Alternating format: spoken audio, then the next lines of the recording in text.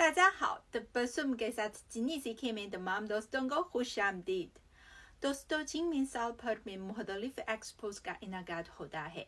चीन में China international fair for trade in service का शुमार भी है, जो सितंबर में बीजिंग में मुनाकिद होता है।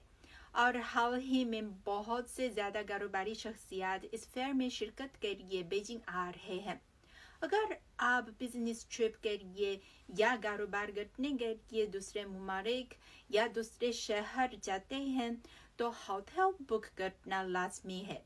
चीन में होटल कैसे बुक करते हैं और इस हवाले से कुछ मुफीद चीनी ज़बान कुछ यूं है। 我想订一个房间。我想订一个房间。我想订一个房间。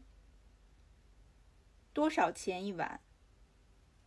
多少钱一晚？多少钱一晚？有清真餐吗？有清真餐吗？有清真餐吗？我要办入住。我要办入住。我要办入住。房间里有网吗？房间里有网吗？